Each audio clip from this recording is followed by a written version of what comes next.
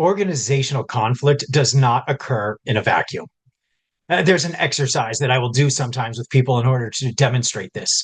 I will ask them to put up their hand, and then I will put mine right next to theirs. I'll slowly start to push, and inevitably, people start to push back, creating that tension between us. Now, this can be easily resolved by just stop pushing. But to take that first step, it's not always an easy thing to do.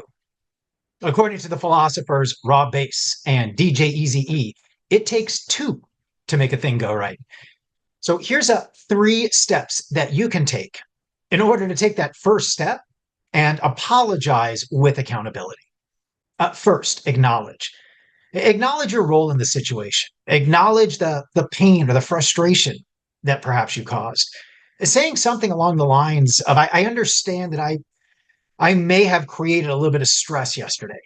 Or even, I heard you when you told me that I was dismissive and a little condescending in our conversation.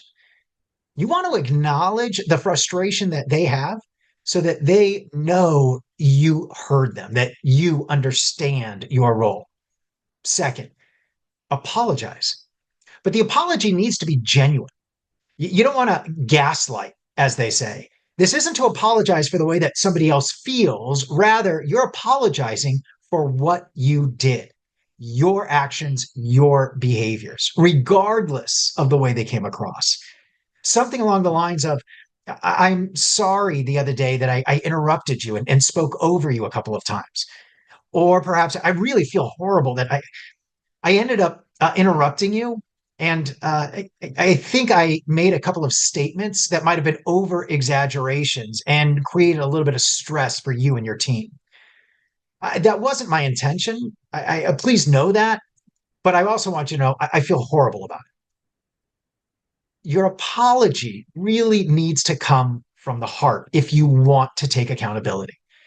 And then lastly, act. Act. What are you going to do differently moving forward? How are you going to prevent this from happening again?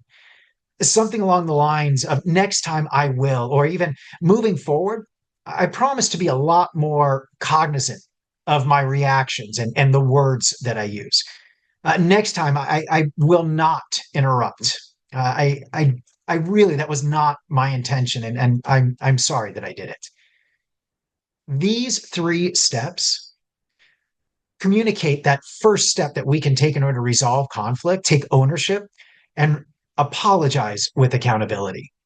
If we can help with any conflict going on interpersonally, organizationally, with you or your team, please don't hesitate to reach out.